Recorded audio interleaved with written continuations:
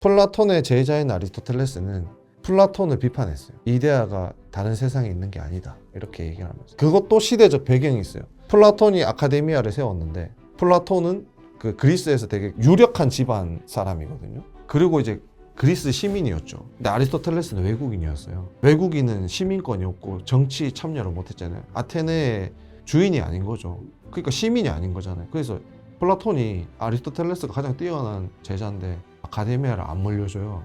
자기 조카한테 물려줘요. 그래서 아리스토텔레스가 삐져요. 삐져가지고 자기 고향 마케도니아에 다시 돌아갑니다. 그때 이제 갔는데 아리스토텔레스 아버지가 왕의 주치의였거든요. 의사였어요. 그래서 이제 아리스토텔레스, 야, 너 놀지 말고 저기 왕자 좀 가르쳐라 해가지고 그 왕자를 가르치는데, 그 왕자가 알렉산더 대왕인 거죠. 그래가지고 이제 가르치고 다시 아테네에 돌아왔는데, 철학을 공부하면, 제가 책에도 그렇게 했는데, 철학자들 공부해 보면은, 그러면 이제 이 시대에서 이러한 철학을 말하는 사람이 나타나요. 그러면 이 어떤 사상이 이제 널리 퍼졌으니까 지금까지 이제 저희가 공부하고 배우겠죠. 막 널리 퍼져요. 근데 이게 시대가 좀 바뀌면 또 이게 좀 잘 안 맞는 경우가 생겨요. 그때 새로운 철학자가 나타나는데, 그 사람은 이 앞에 철학자를 박살을 내야 돼요. 거의 대부분이 거의 그렇게 흘러가요. 그러니까 서양도 비슷하고요, 동양도 비슷해요. 아까 소크라테스가 있으면 보통은 확장시키거나 박살을, 그러니까 완전히 거의 정반대의 지점을 가거나 하거든요. 근데 완전히 반대는 아니고 그거를 이제 연결을 하는데, 예를 들면은 공자님은 질서가 되게 중요한 사람이에요. 질서라는 거는 뭐냐면은, 원래 인간이 사람을 사랑하는 마음이 있는데 그게 가장 가까운 사람부터 사랑한다 이거예요. 우리 부모부터 당연히 사랑하게 된다 이거죠. 저기 편의점 아저씨를 내가 사랑하는 게 아니라 우리 아버지부터 사랑하고 우리 엄마부터 사랑하고 그리고 우리 형제 자매를 사랑하고, 그게 잘 돼야 그 다음에 옆에 있는 이웃들을 사랑하고, 그 수신제가 지구평천하면 그런 말 있잖아요. 이렇게 확장이 되어 나간다. 그러니까 위계가 있어요. 존비친소라고 하는데, 내가 더 가깝고 친근한 사람을 가장 많이 사랑하고 이렇게 위계가 있다고 생각을 하거든요. 근데 그거를 이제 그 사회 시대상을 반영을 해서 이제 이야기를 해요. 그래서 내가 그런 사람을 사랑하는 거를 겉으로 드러내는 게 예라고 생각을 하고, 예절 있잖아요. 예라고 생각을 하거든요. 그러니까 내가 이 사람을 정말 아끼고 사랑을 해요. 그러면 이 사람 막대하지 않는 거죠. 그게 형식으로 갖춰진 게 예거든요. 근데 그게 주나라가 봉건사회에서 이제 왕이 제후들한테 이렇게 영지를 나눠줄 때, 뭐 자기 동생, 자기랑 정말 친한 신하들, 이제 그런 사람들한테 나눠줬잖아요. 그러니까 여기는 뭐야, 형이고 그게 위계가 있잖아요. 그러면 그 예절을 잘 지켜야 되는데, 공자는 그게 이제 무너졌다 이렇게 이야기를 하거든요. 근데 이 인과 예에 대해서 이야기를 한 게, 맹자는 공자가 말한 그 인 있잖아요. 사람을 사랑하는 마음을 확장시켜서 이제 인간의 본성은 선하다, 인의 예지가 있다, 이렇게 이제 그 인을 좀 이제 세분화시킨 거죠. 순자는 인보다는 예에 초점을 맞춰서 이 예절과 형식이 되게 중요하다고 얘기를 하면서 확장을 시키는 거죠. 근데 그 반면에 또 반대로 그때 당시에 이제 노자, 장자, 도가가 있었어요. 도가는 이러한 아까 얘기했던 그런 질서나 인위적인 것들을 전부 다 반대를 하면서 있는 그대로 냅둬라, 이렇게 이야기를 하는 철학들이고, 이제 그게 계속 돼요. 그래서 순자의 제자가 또 한비자거든요. 한비자는 또 순자의 성악설을 받아들이지만, 순자가 말한 순자는 이렇게 얘기해요. 성악설이지만 인간은 착하게 바뀔 수 있다라고 얘기를 했는데, 한비자는 아니다 이렇게 얘기해요. 거기 시대 상황을, 시대의 맥락을 보면 전국 시대 이제 말기로 가고, 이제 이때는 그냥 아무도 믿을 수 없는 세상이 된 거죠. 그러니까 한비자는 그건 아니다, 스승님은 아니다, 틀렸다, 이렇게 얘기를 하면서 인간은 그냥 아예 교화 자체도 안 된다, 그냥 강력한 법으로 그냥 찍어 눌러야 된다. 그거에 이제 진시황이 꽂혀가지고 한비자의 사상을 이제 자기 어떤 진나라에 실현을 했던 거고, 뭐 그런 건데, 주의가 이제 성리학을 얘기하고 나서 왕양명이 그거를 처음에 공부를 했어요. 근데 왕양명이 지금 이름이 남는 이유는 양명학을 만들었기 때문이죠. 근데 성리학을 자기가 해봤는데, 이제 뭐 경물치지라고 이제 사물에 다가가면 이치를 발견할 수 있다라고 이제 주자가 말을 했는데, 그거를 이 사람이 실제로 친구랑 해요, 앉아서. 대나무를 보고 이제 계속 있어요. 친구는 3일 만에 기절을 하고, 이 사람 일주일 동안 했는데도 어떠한 그 이치를 발견하지 못하고 이 사람도 먼저 알아눕는 거죠. 그래서 이건 아니다. 이거 아닌 것 같은데 하면서 새로운 자기가 다른 생각을 하면서 이제 그거를 비판하면서 자기만의 사상을 만들어내는 거죠. 우리나라도 성리학이 와서 조선이 성리학의 나라가 됐고 이 발전해 나가면서 이 주의 성리학에 대해서 해석에 따라서 이제 논쟁이 발생을 하는 거죠. 4.7 논쟁.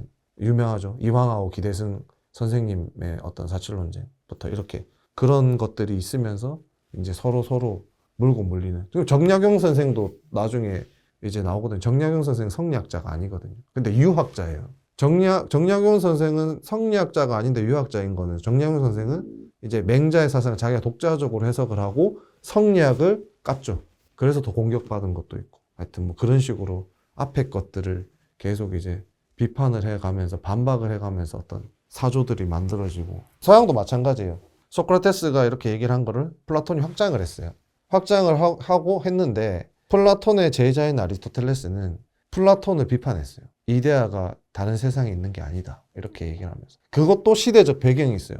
플라톤이 아카데미아를 세웠는데 플라톤은 그 그리스에서 되게 이렇게 좀 유력한 집안 사람이거든요.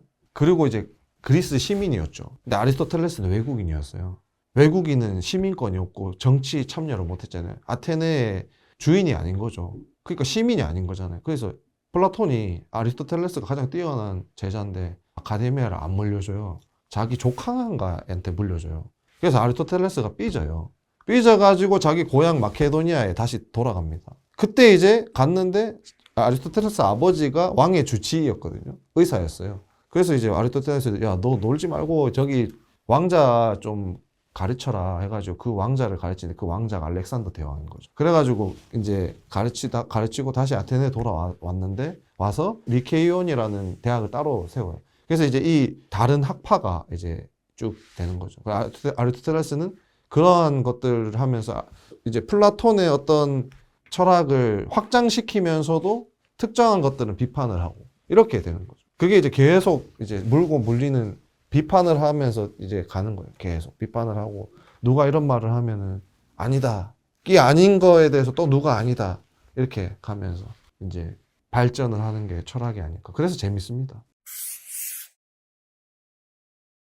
식민사관이 그런 말이 있어요. 조선 사람들, 조선이 망한 이유는 성리학 때문이다. 이렇게 얘기를 하는데 저는 그렇게 생각을 하지 않거든요. 왜냐하면 칼이 있잖아요. 칼은 인간을 살릴 수도 있고 죽일 수도 있는 거잖아요. 도구잖아요. 그러니까 성리학도 인간이 어떻게 이해하고 쓰느냐에 따라서 달라지는 거 성리학 자체 때문에 망한 건 아니거든요. 그 공자님이 이 책을 읽어보면 제일 앞에 이제 공자님 이야기가 나오는 공자님의 말을 하는 걸 읽어보면 하나도 어색하거나 잘못된 말이 없어요.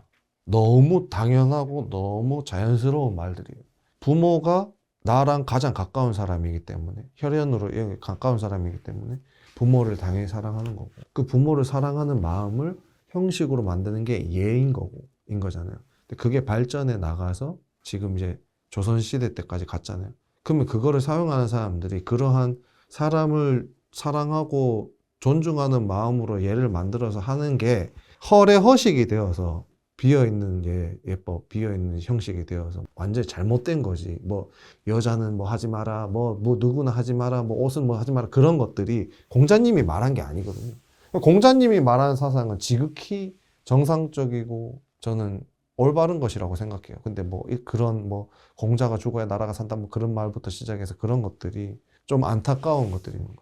일예로 이황 선생님 같은 경우가 아까 4.7 논쟁에 대해서 얘기했었는데 이황 선생님이 기대승이라는 학자랑 제 책에도 그 얘기 썼거든요. 기대승이라는 후배 학자랑 논쟁이 붙어요. 이황 선생님이 이미 엄청 유명한 대학자였어요. 그리고 제자들도 이미 조정에 많이 나가 있었고, 뭐 서해 류송룡 선생부터 시작해서 제자들 엄청 이렇게 요직을 많이 맡았었잖아요. 그럼 이제 이 사람이 학계에서는 되게 알아주는 게 완전히 거물인데, 이 기대승이라는 학자가 한 30살 정도 차이 납니다. 아들뻘이죠. 그런 아들뻘이 문제 제기를 하는 거예요. 근데 그거를 편지를 붙여요. 편지를 붙여서 선생님, 제가 이 책을 읽어봤는데 저는 이렇게 생각을 합니다. 그러면 이제 이황 선생은 엄청 대학자잖아요. 그 권위가 있잖아요.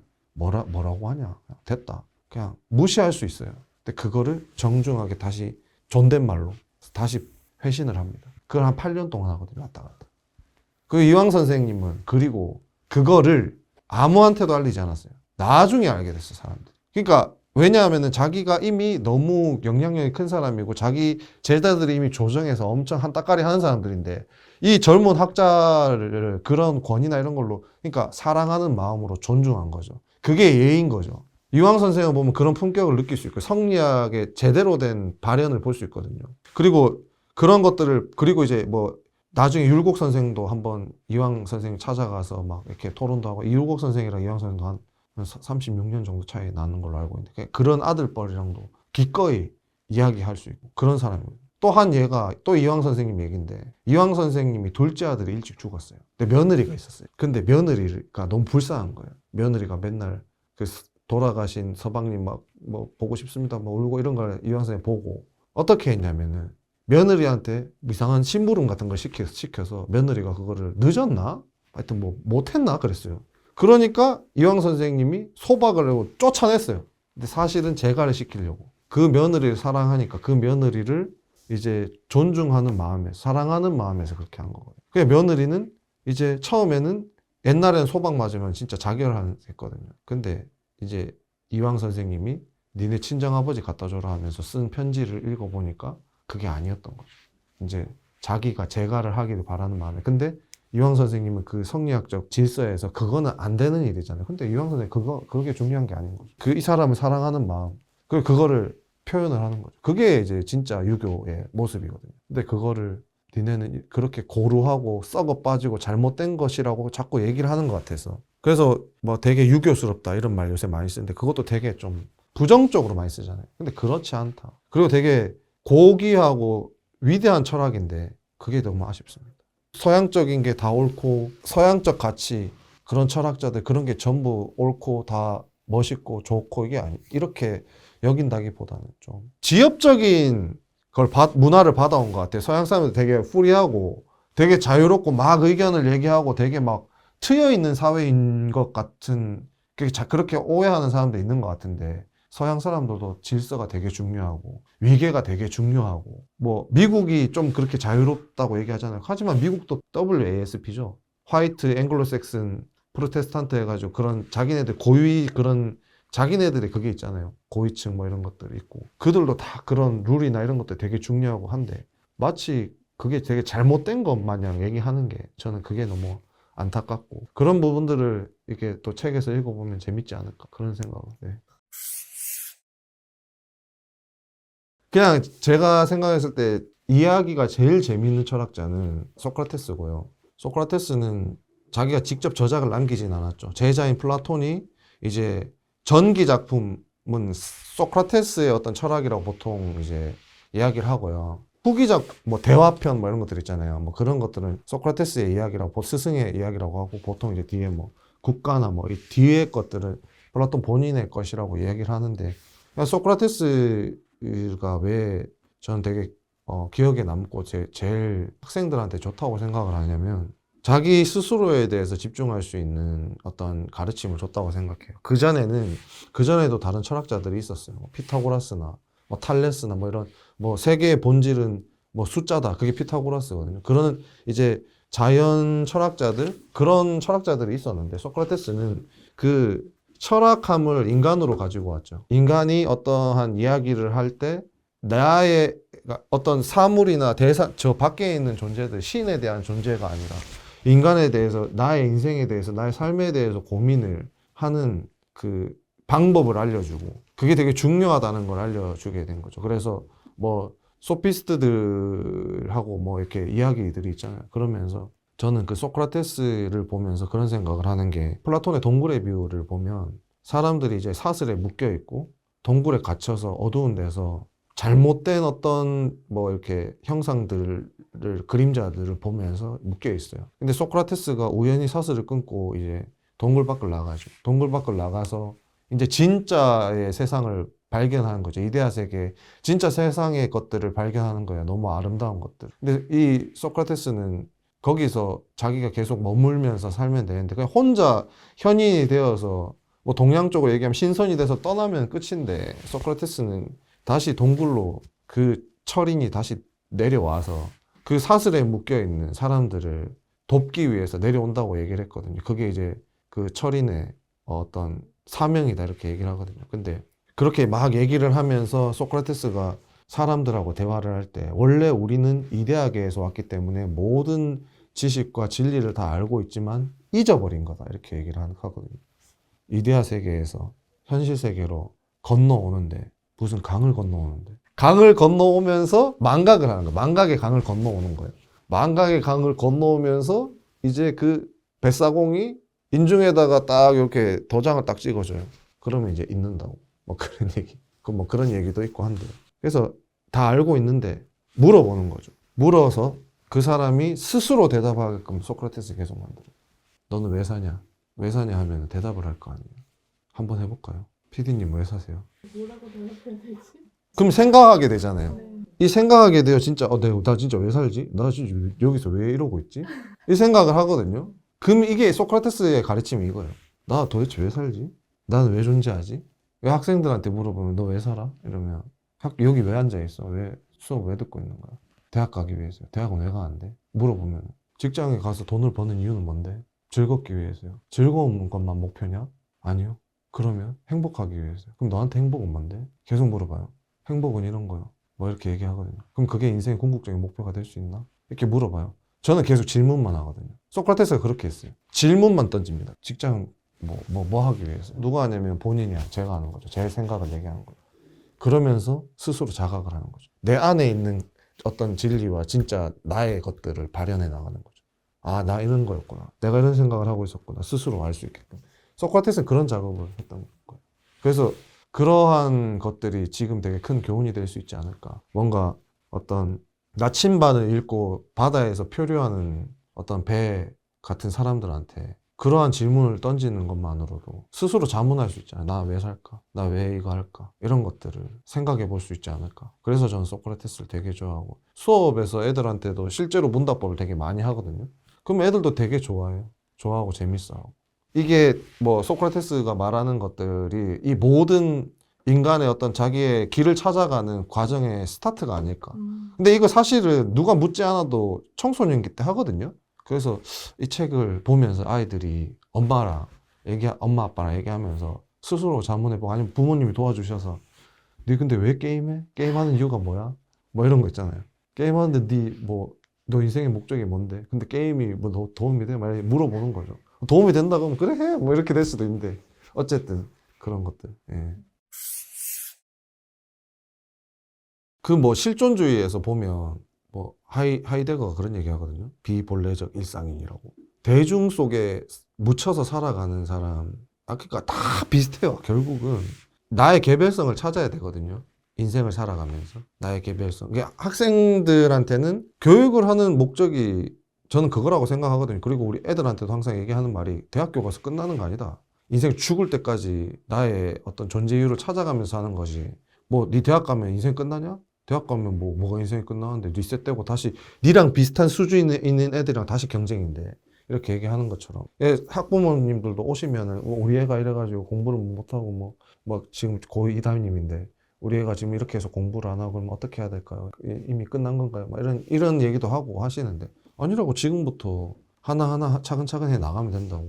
늦어도 천천히 해 나가면 언제 도달하는지는 모르잖아요. 근데 이 당장의 목표를 가지고 살아가는 게 아니라 그래서 이 개별성을 실현하기 위해서 제일 좋은 거는 생각을 많이 해야 돼요. 내 존재에 대해서. 근데 내 존재, 그러니까 철학은 사유하는 학문이거든요. 근데 그 대상이 뭐 세계일 수도 있고 세계관에 대해서 막 하는 사람도 있고 뭐 여러 뭐 정치나 뭐 경제나 뭐 특정한 부분에서 하는 게 있지만 저는 또 윤리학을 공부한 사람이 윤리학은 인간에 대해서 고민을 하거든요. 뭐 성선설, 성학설, 성무성학설, 백지설 이런 것도 전부 인간의 본성에 대해서 고민하는 거잖아요. 그러니까 결국은 내 존재에 대해서 자꾸 생각을 해봐야 되는 거거든요. 내 존재에 대해서 아까 소크라테스 선생님이 말씀하신 것처럼 내 존재에 대해서 자꾸 생각을 해봐야 내 개별성을 찾을 수 있어요. 내가 뭘 잘할까? 내가 좋아하는 게 뭘까? 학생들하고도 상담하면 그게 잘 안 나오는 애들이 있단 말이죠. 그러면 제가 뭐 그런 얘기를 해요. 그러면은 네가 제일 좋아하는 과목은 뭐야? 좋아하는 과목 혹은 아니면은 성적이 잘 나오는 과목이 내가 좋아하고 성적이 잘 나오니까 잘 나오는 과목이 결과적으로 그걸 내가 좋아할 수도 있겠구나. 이게 찾는 거를 얘기하는 것처럼 그런 건 뭐야? 뭐 이러면서 이렇게 상담을 하는데 그런 것처럼 그 개별성을 찾기 위해서는 나의 어떤 존재의 본질을 찾기 위해서는 철학가들의 생각들을 좀 따라가면 좋지 않을까. 학생들이 그것도 있어요. 진짜 공부를 잘하는 애랑 그러니까 제가 뭐 저도 공부를 못했지만은 전교 1등하고 한 10등권하고 차이가 뭔지 아세요? 아이덴티티가 있어요. 전교 1등. 자기가 생각하는 딱 목표가 있어요. 그러니까 어느 정도 자기 존재의 개별성을 어느 정도 확립한 애들이 많아요.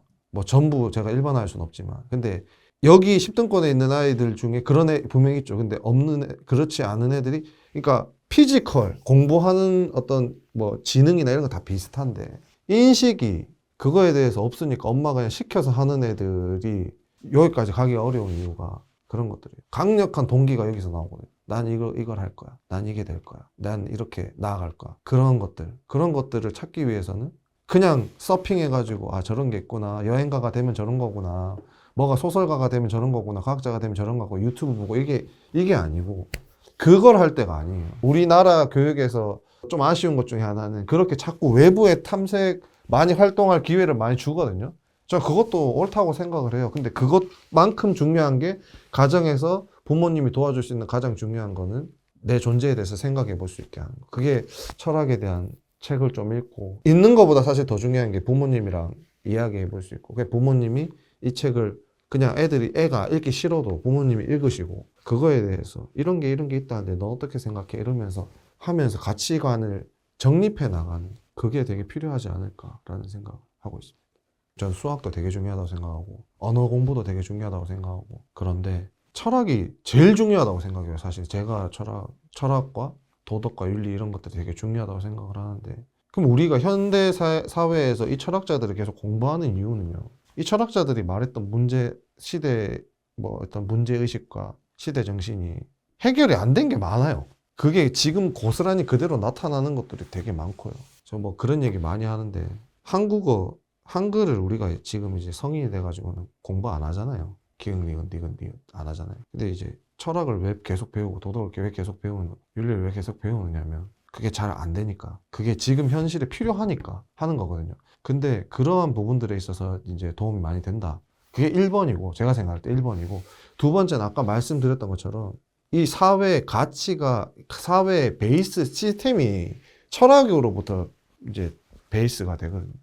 인간 존엄성, 뭐 자유주의, 민주주의, 공화주의 이런 것들이 전부 다 이 철학을 베이스로 근간으로 해서 쌓여지는 것이기 때문에 이런 것들을 공부하면 이 사회 시스템과 문명을 이해하는 데 도움이 되지 않을까. 그런 부분들을 이렇게 또 책에서 읽어보면 재밌지 않을까. 그런 생각을 했습니다.